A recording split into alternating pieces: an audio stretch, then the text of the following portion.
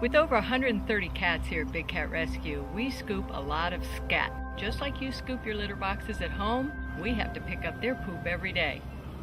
Not too long ago, we got an exciting and kind of strange request from the World Wildlife Fund about how our leopard poop could help save tigers on the other side of the planet. It turns out that the World Wildlife Fund is doing a 5-month field study in a region of Cambodia that's often referred to as the Serengeti of Asia. The eastern plains of Cambodia may offer a one-of-a-kind opportunity to save the tiger, as well as many other species, because it possesses all the right ingredients to support tiger prey. With millions of acres, it's now one of the highest priority tiger conservation areas in the world. The first step, though, is actually documenting what's living there. In other words, taking a census. And they're using some pretty different census takers. They're 2 former high-energy shelter dogs who are now well-trained scat detection dogs. Scooby and Sadie are from Conservation Canines. That's an organization based at the University of Washington Center for Conservation Biology. What handlers do there is teach the dogs to sit at scats placed out for them to locate. This trains them to sit when doing field work, and it allows the handlers to recognize when a sample is detected. The handlers note where the scat is found and take a sample for analysis to determine if it's from a tiger and to check the animal's health. They can get hormone levels, physiological data, disease status, and all of it combined will give them an overall population health. This region of Cambodia was once rich in wildlife, including tigers, but hunting and poaching have largely emptied this region and killed off almost all the tigers.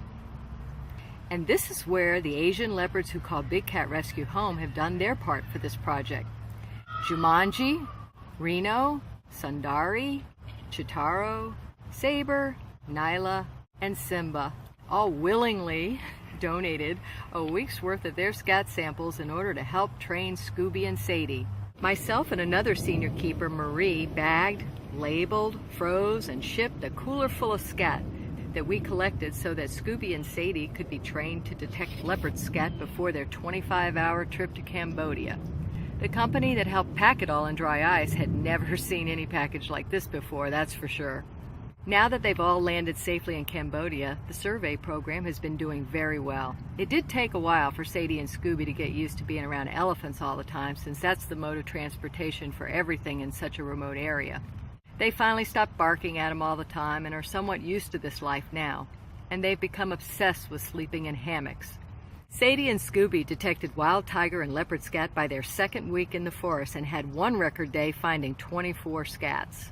You can follow the work of Scooby and Sadie by becoming a fan of Conservation Canines on Facebook. Their page is kept up to date with new photos and log entries by the handlers. It's really cool. This is one more way Big Cat Rescue, our captive ambassadors, our volunteers, or our supporters are doing everything they can to change the world. Sometimes you just never know, though, the strange ways you might be asked to participate doing that.